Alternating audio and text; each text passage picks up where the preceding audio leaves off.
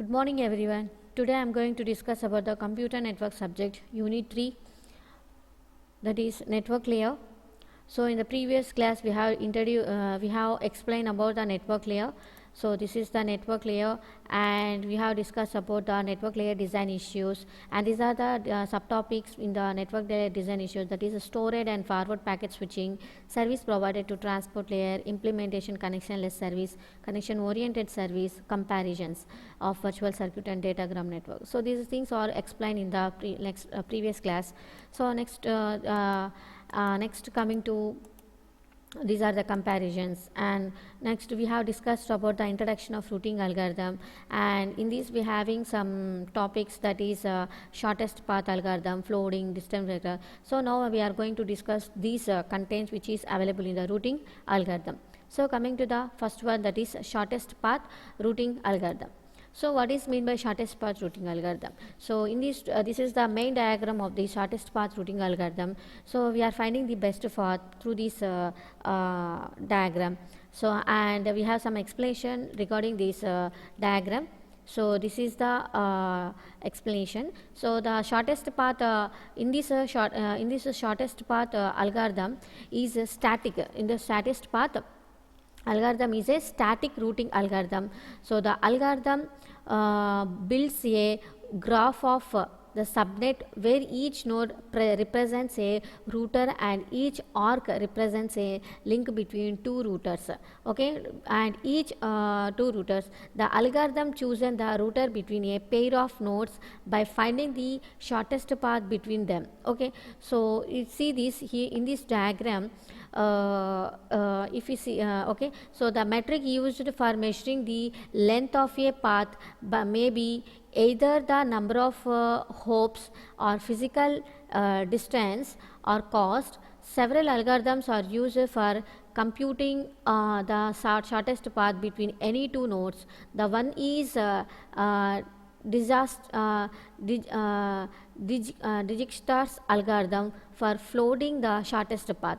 So the algorithm works by labeling each node with its distance from source node to the current node along the best known path. Okay, initially all the nodes are labeled with infinity, as paths are unknown. Initially all labels are tentative and mode permanent. On discovering that the label represents a shortest path from the source node to current node. So this is the we are consider the subnet in this diagram. Okay, so I having the node here one small a diagram.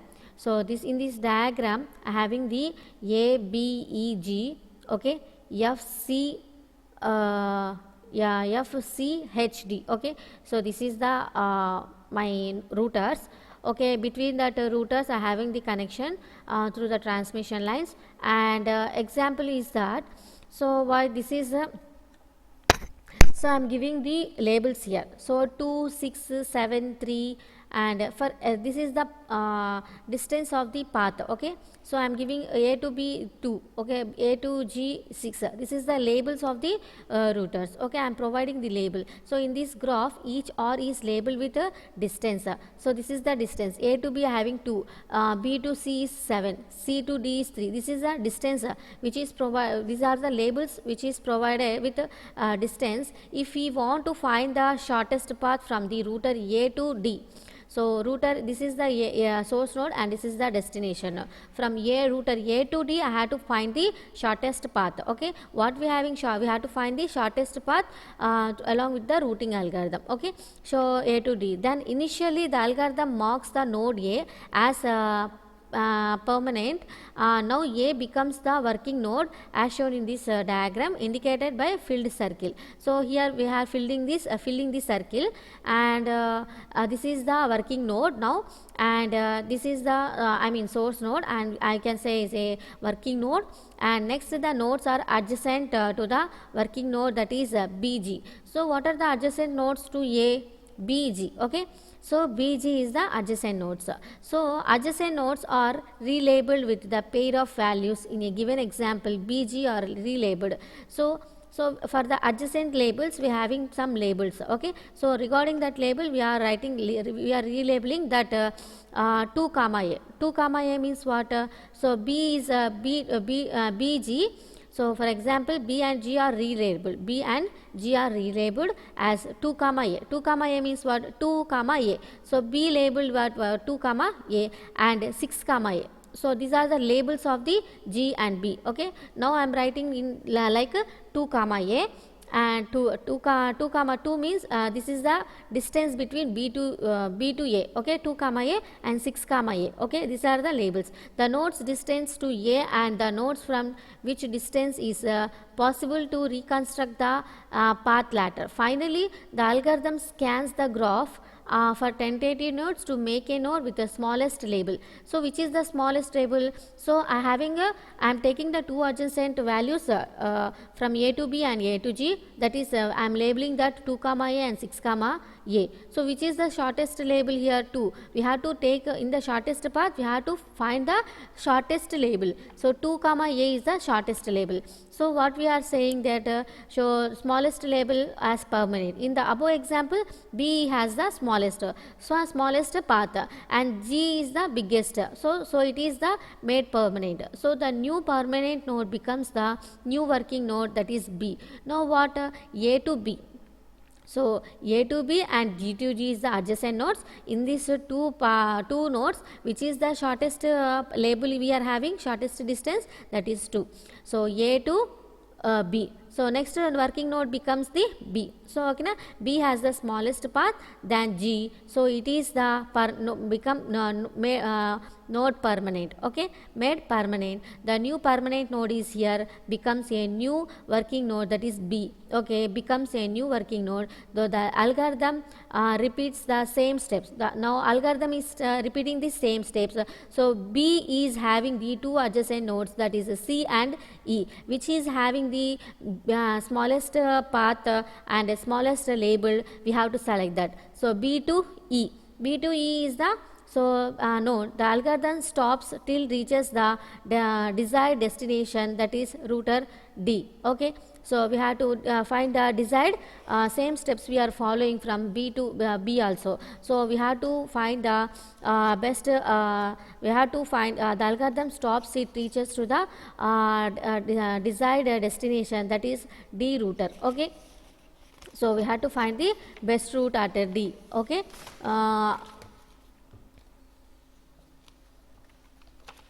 Best route at D, and in these following steps, computing the short path A to D as below. So this, if we see this diagram, okay. So I am selecting the B. B is the next one. 2 comma a I am selecting. Okay. So 2 comma a, 6 comma a. So which is the best path? B.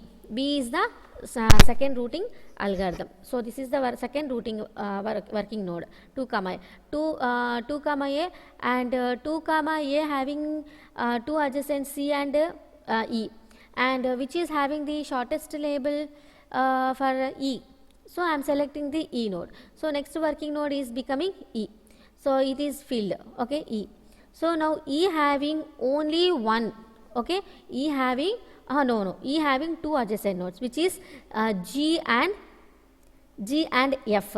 Okay, G and F and G and F. So two adjacent nodes, which is label is shorter 1. Here is 1, here is 2. Which is shortest? So G is the shortest. Again, so E to G. It reaches to E to G. So label is shortest. E to F is having 2 label and E to G having the 1 label. So which is the shortest one? E to G having the 1 label, that is the shortest than the E to F. So I am selecting to E to G. So after G is becoming the working node. So it is decided as a permanent working node. Next it is this node is filled now. Now G to G having the best path, which is the best path, that is G to H. So G to H has the label 4. Okay. So label 4. I have only the one G to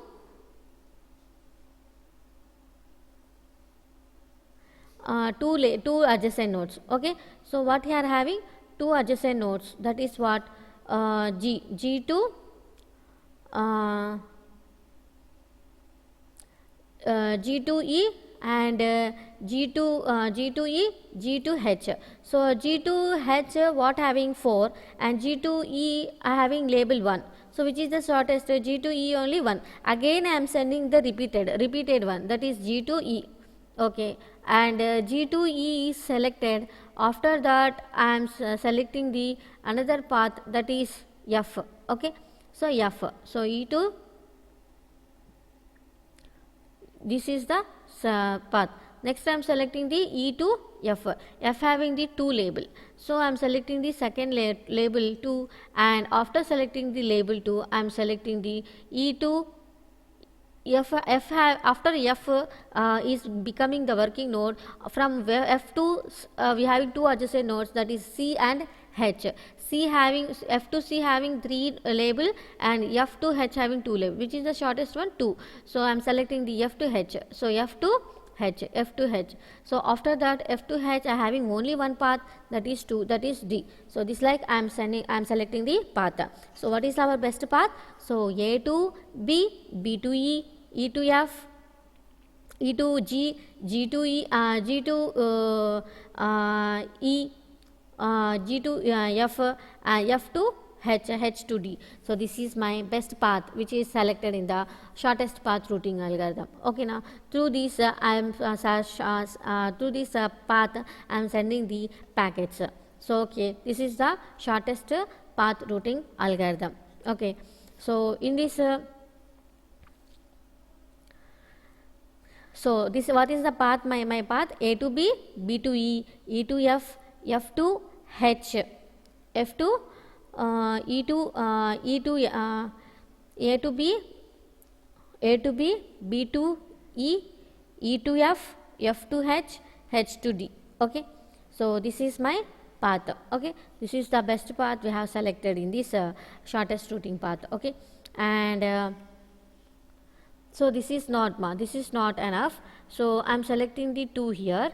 So if it becomes the long path, so I am selecting the E to F. F to this path is not there. So E to F, F to H, H to D. This like the path is selected. So the drawback with this approach in the shortest path routing algorithm is that requires prior information about the entire network topology, which becomes very difficult. So this is called the shortest path routing algorithm. Next, coming to flooding. So what is mean by flooding? So another static algorithm is flooding, in which the routers sends an incoming packets to every outgoing line except the line on which it has arrived. So okay na? So what you are seeking, in which the routers sends an incoming packets to every outgoing line except the line on which it has arrived. This technique is called flooding.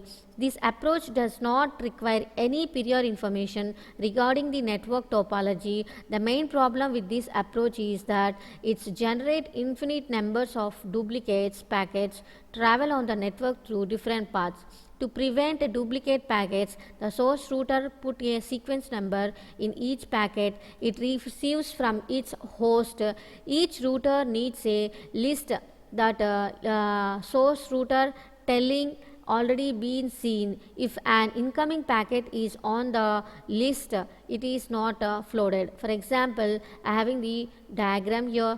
So this is the diagram of flooding. So this is the nodes I am having. So what are the in the red color? So if the in the red color, so what are the information we are seeing? That is passing. So this, if you think this is the node A, and node A is sending the data packets to their adjacent nodes. After those adjacent is forwarding to the adjacent their next nodes, and this like it passes to the list. This like okay, this is flooding, moving from same. If we get any same packets at the overflow will be flooding, overflow will be occurred, we will finding through the sequence numbers. This if any already arrived nodes arrived packet is there, that same packets again it will be avoided. Okay, it will be removed. Okay, this like the flooding will be occur. So this is the flooding. So in this flooding diagram, subnet first hop.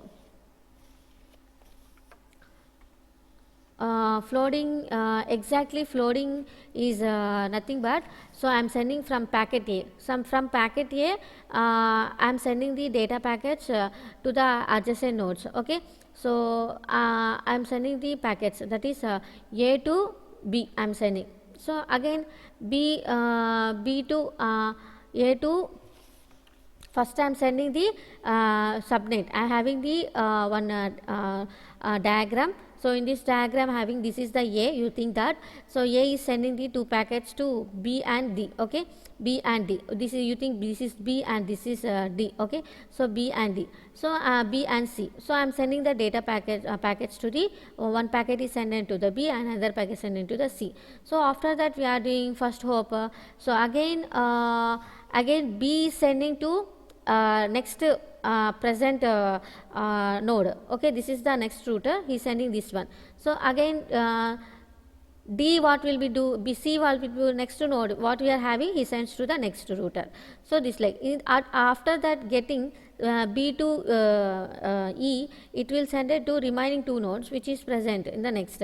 So this like and this like, so this like every third hop. So the selecting floating algorithm routers send every incoming packets only on those outgoing lines that leads to the right path rather than sending to every outgoing lines. Okay, so applications, we are having some applications in floating. That floating is used in military applications, it is used in distributed database applications, it is used in wireless network. Okay, so drawbacks of this floating is it generates too many duplicate packets, it identify duplicate packets, each router need to store an identifier for every packet it has received, it consumes too much bandwidth, it increase the maximum traffic load placed on the network.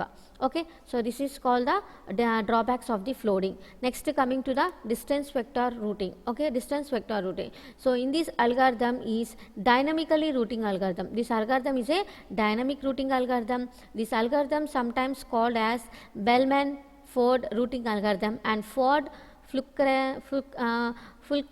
Fulkerson algorithm.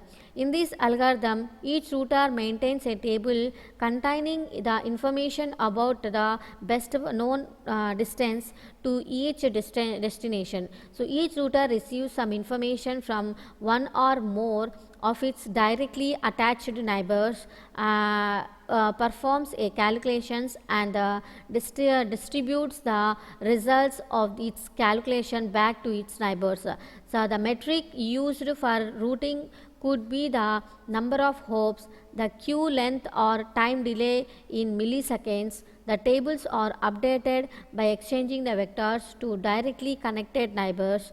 If the delay metric is used, then the router knows time delay to reach each of its neighbors. After every t milliseconds, time milliseconds, routers exchange this vector, update their tables with a newly estimated delay to each destination. Assume that the estimated delay of routers X to reach the router I is Xi. The router knows delay to reach the router X itself is milliseconds, m milliseconds, than the delay to reach to router I I via X is Xi plus n milliseconds.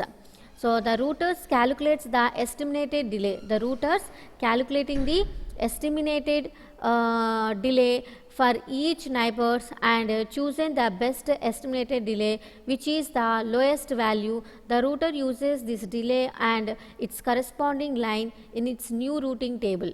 Okay, so in this destination vector routing algorithm, so I have to select a, this is the dynamic, this is the this router is a dynamic routing algorithm.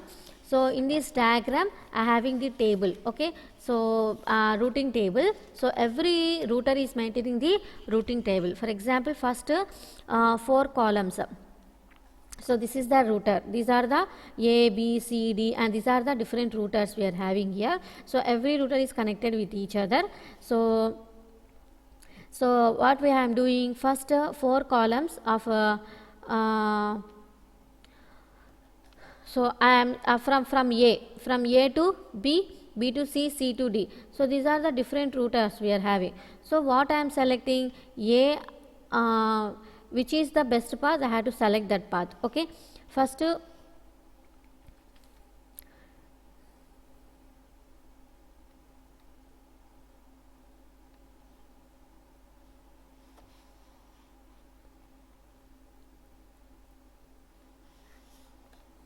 okay, so A B C. So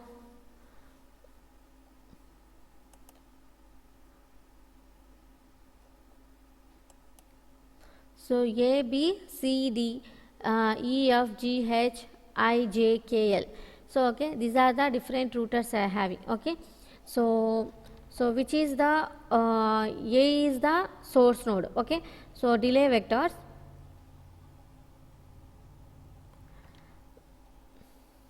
The first four columns is the first four columns,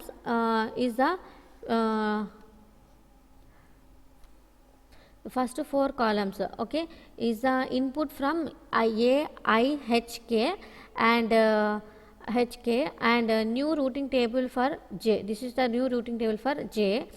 Okay, and here delay vectors received from the neighbors of router J, and A's delay vector shows that it can reach the router B in 12 milliseconds. Milliseconds to router C in 25 milliseconds and router D in 9 milliseconds. Router D 9 milliseconds. Okay, and suppose J's estimated delay to its neighbor A to I, I to H, H to K, A to A to J,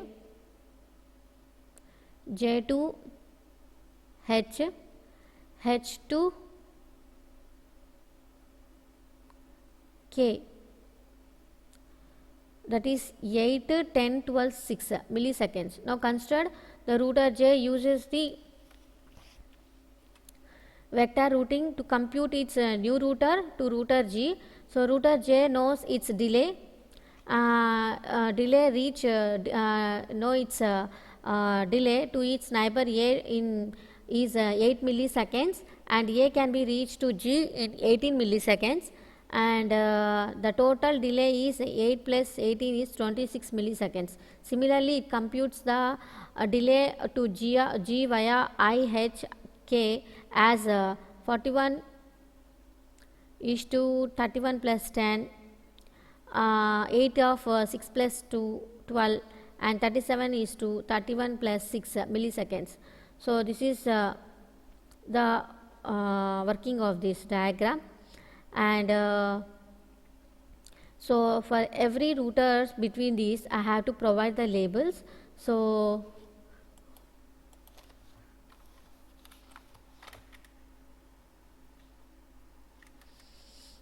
in this diagram, so in this distance vector routing algorithm, so between the every labels we are providing the labels. So okay, na, like A to B I am providing 12, and B to C I am providing 25. This like every labels we are providing. So every router which is maintaining the routing table. Okay, so a network, this is the diagram A and this is the B. Okay, so this is the table which is A is the router, and in this router this table is maintaining. So these are the values, these are the different values available in these labels of these routers. Okay, so in this we doesn't mention. So these are the different labels of the routers, and every router has maintaining that label. Okay, so and whenever we are selecting the path, then the routers the table will be changes. Okay, for example, I am selecting the path, that is what is my path is A to J, J to H, H to K. H to K means it will be moves this like. Okay, H to K, H A to I to H, A to I I to okay, A to I, okay, A to I to H, okay, I to A to I to H, H to K, okay, K. This is my path, okay. In this every router, these are the values changes. So in I am selecting the path, okay, I am selecting the path. So whenever I am selected the path, our router table will be maintained that like, okay. So it is a dynamical means every times it will changes its routing table, okay. So and this is the JA, okay, and delay is 8, 10, 12, 6,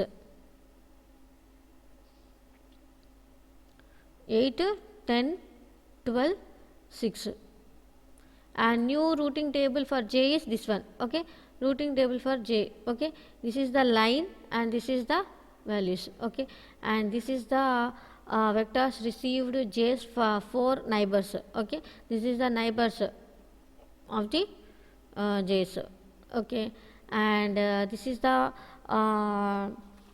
distance vector routing to compute its new route to route G. So route J knows its delay to its neighbor A is 8 milliseconds and A can be reached to G in 80 milliseconds. Then total delay is 8 plus 18 is equal to 26 milliseconds.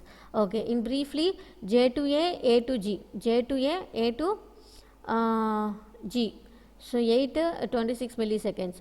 J to I to G is 41 milliseconds. J to H to G is 18 millisecond lowest value, and J to K to G is 37 milliseconds. So in the best estimated delay is 18 milliseconds, which is possible if J forwarded packets via H. So J makes an entry in its routing table, routing table, the delay to G as 18 milliseconds. Similarly, some calculations is used to calculate the delay to each destination using a new routing table as shown in the last column. So in this distance vector routing, routers identify the best path to reach the destination from each neighbors. So it depends on information from their adjacent neighbors to calculate and collect route information. So they passes copies of routing table to these neighboring routers and get a distance vector. So the date it updates on routing or performed routings are performed step by step from routers to router. So in this we are having count to infinity problem. So in this the distance vector routing algorithm has a series of problem. When a link goes down and comes up, otherwise it works well when all the nodes and links are always up. The problem arises since the nodes exchange their update distance vector. This is called count to infinity problem. For example, consider a 5 nodes linear subnet where the delay metric is number of hops. So I am taking A, B, C, D, E. So initially A is done down and all the other routers known this made as infinity, where A comes up at first exchange. B learns that it is its left neighbor has 0 delay to A. So B makes an entry in the routing table routing table that A is one hop away to left.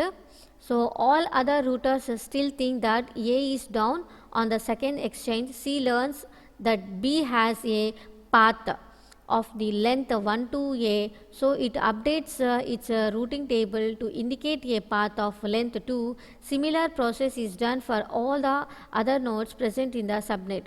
Now let us consider the other situation in which all the lines and the routers are initially up.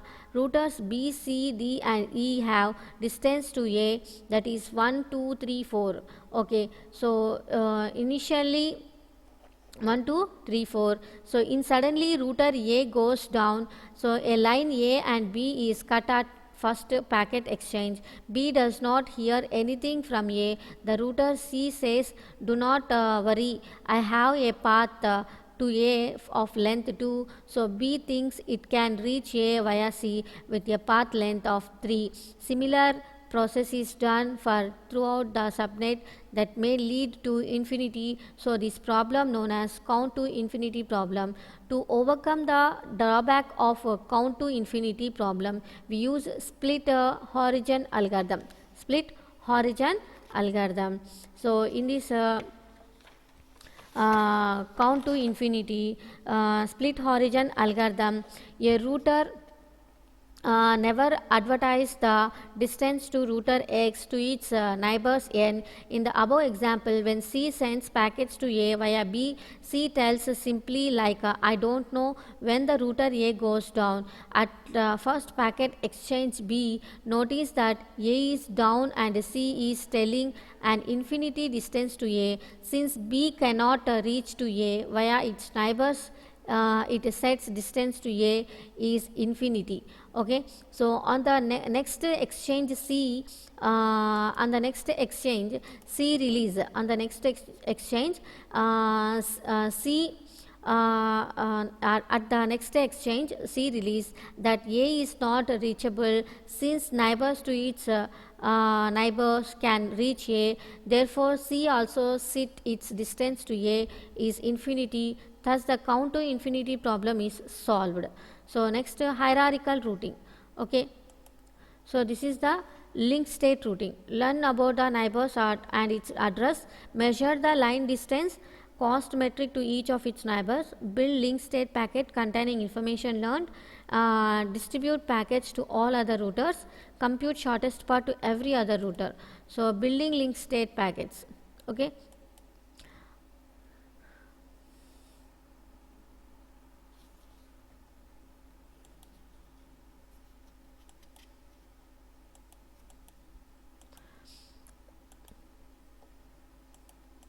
So this algorithm has a few problems, but they are manageable. So first, if the sequence numbers wrap around, confusion will regain. The solution here is to use a 32-bit sequence number with one link state packet per second.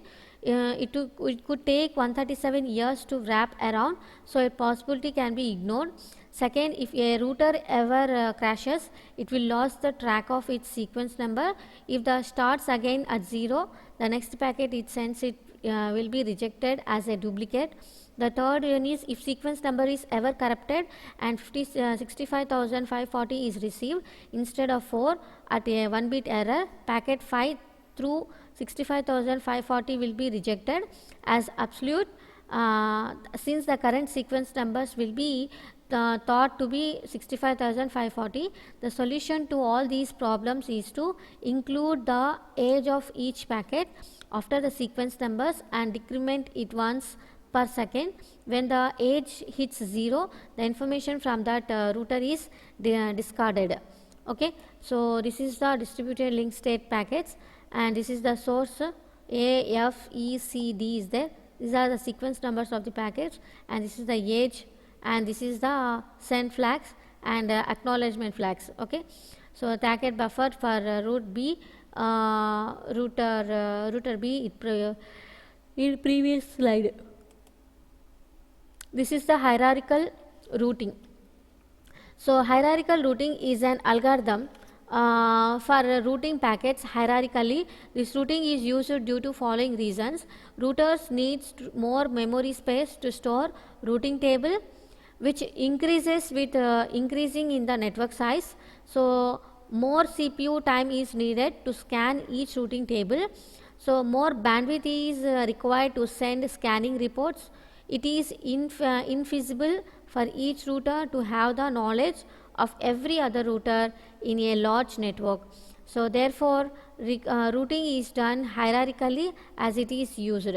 Hierarchical routing algorithm divides the routers into regions with a few number of routers per regions. With this algorithm, each router maintains a routing table that gives detailed information about how to route the packets to destination within its own region, but it does not tell how to route the same to destination within other regions.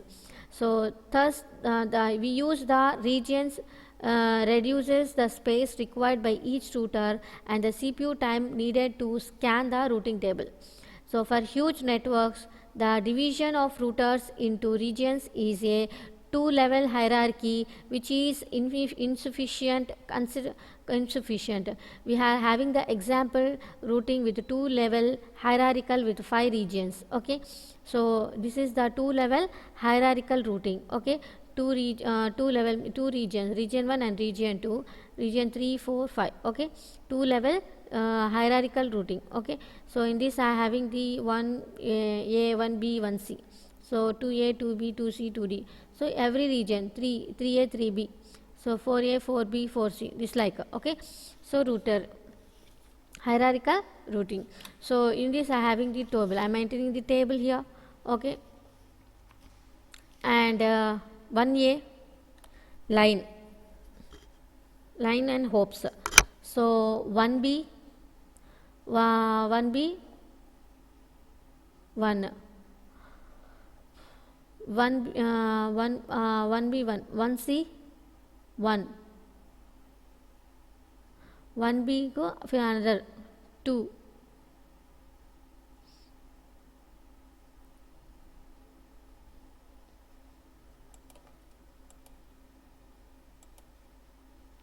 in the full routing algorithm table. The router 1A has the routing 1A the routing 1A has 17 entries as shown in the figure B. Okay, this is a router full table for 1A. For only 1A we having 17 entries. Okay, these are the different entries. When the routing is done hierarchical, and there are only 7 entries for shown router 1A. So there are entries for local routers, but all other regions have been present within a single router as shown in this diagram C. In this routing increases the saving the table space. So all traffic for region 2 goes via 1B to 2A line. So hierarchical routing has reduced the table from 17 to 7 entries. When the single network become very large, now we can use number of levels of hierarchy. For example, consider a subnet with 720 routers. If there is no hierarchy, each router need 72 routing table entries. If there is two level hierarchy used, then the subnet is participant into 24 regions of 30 routers each. Each router needs 30 local entries plus 23 router remote entries for a table of 53 entries. So 3 level hierarchy means a group of regions into clusters, the clusters into zones, the zones into groups, and so on. For a huge network, this 2-level hierarchy is insufficient. For example, subnet consists of 720 routers. If 3-level hierarchy used, then with 8 clusters, each routing 9 regions of 10 routers. Each router needs 10 entries for local routers, 8 entries for routing to other regions within its own clusters, and 7 entries for distance clusters, for a total of 25 entries. Advantages of this hierarchical routing is the use of regions reduces the memory space and scan time. Bandwidth is reduced. So Cammon and Kellycrock discovered the optimal number of levels for an n router subnet is ln, sequencing the total of ln entries per router. So next coming to multicasting, broadcasting. Okay, So what is mean by broadcasting? So in this broadcasting, I am having the diagram. Okay, so in this above, in this host needs to needs to send message to all other nodes on the network is called broadcasting. It is useful in applications such as distributing weather reports, stock market updates, live leave radio programs. Sending a packet to all the destinations simultaneously is called broadcasting. The algorithm used for broadcasting are called broadcasting routing. So various methods are used for broadcast routings. They are distinct point-to-point routing, flooding, multi destination routing, use of spending tree, reverse path forwarding. So this next first one is distance point to point. Okay, distance point to point routing. This is a simplest method for broadcasting. In this sense sends a distinct package to all the nodes in the packet in the network. This method is not desirable due to two reasons. First, the source must know a list of all the destination. Second, the bandwidth is wasted. Next, flooding algorithm sends a packet on every outgoing line except the line on which it arrived, but it generates too many duplicate packets and requires more bandwidth. So multi destination routing. In multi destination routing, a packet holds a list of destination. When a router receives a packet for broadcasting, it decides the number of output lines that are needed by examining each destination. Now copies a packets are created for each output line. So the packets includes the first list of destination that can use the line. This is called multi-destination routing. Use of spending tree. Another method is broadcasting. Is use the spending tree. A spending tree is a tree that includes all the routers of the subnet, but without any loops. If each router knows each of its included in the spending tree, then it can broadcast the incoming packets on the lines of spending tree, except the line is arrived on. This requires minimum number of packets to be generated, and bandwidth is also efficiently utilized. So this is the fourth one. Fifth one is reverse path forwarding.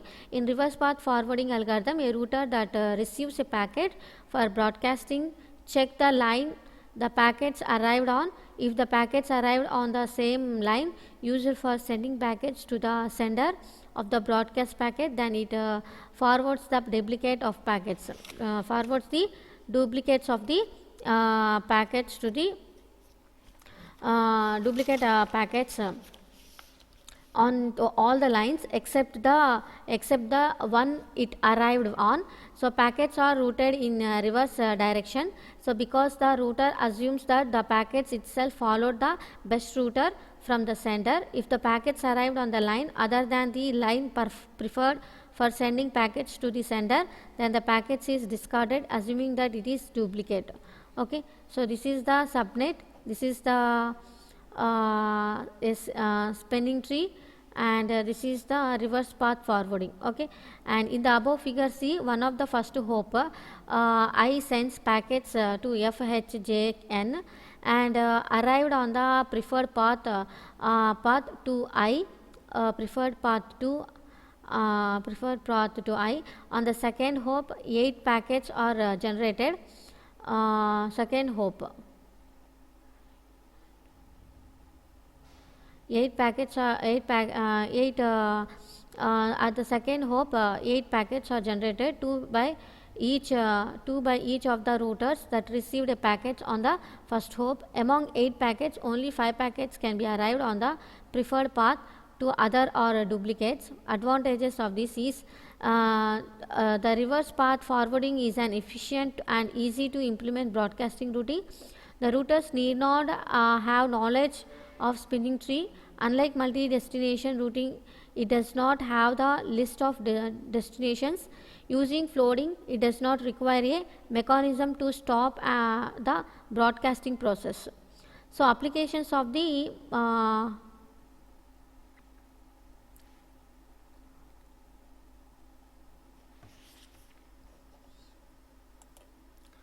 next, multicasting routing. What is mean by multicast routing? So next one is multicast routing.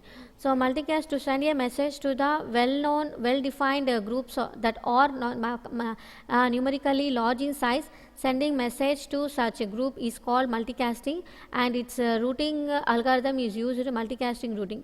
Multicast casting requires group management. The members of a group may join or leave the group when we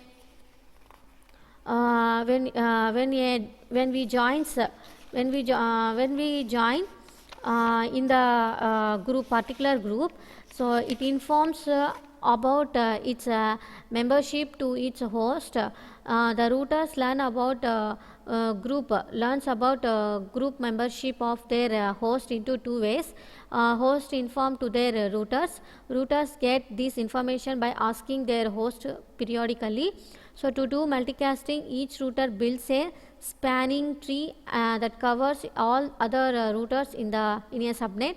When a process sends a packet to be received by a multicast group, say A, then the first router in the subnet examines its spanning tree and removes all the links that don't belong to A.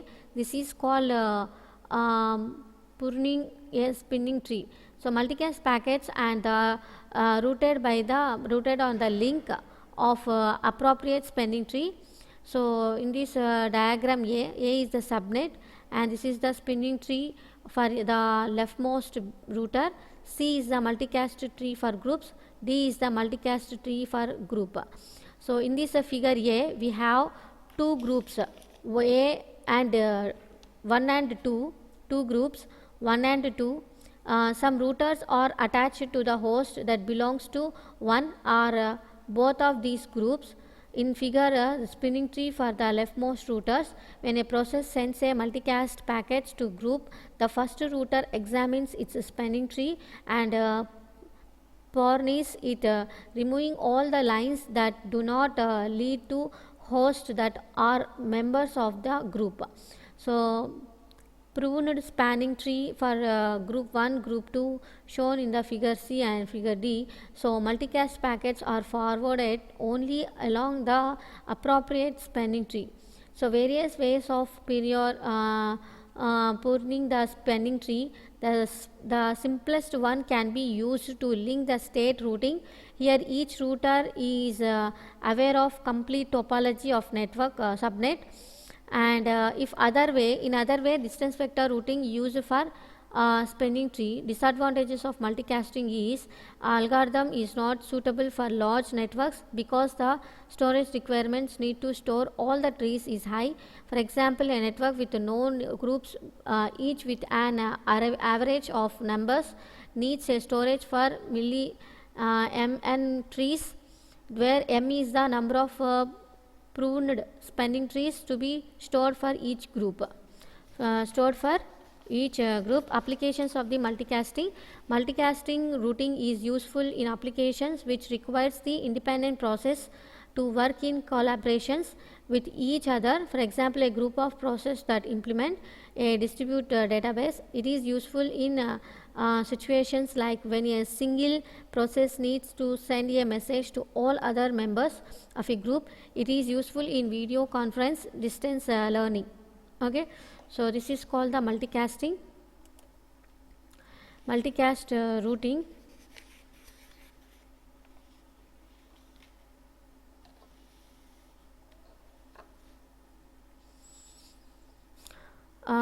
Next is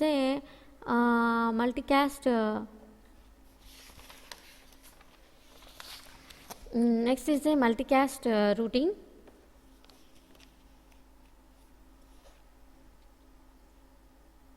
So in this multicast routing, core based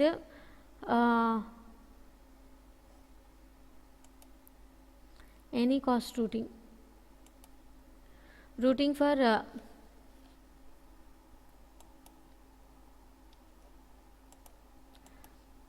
any cost routing.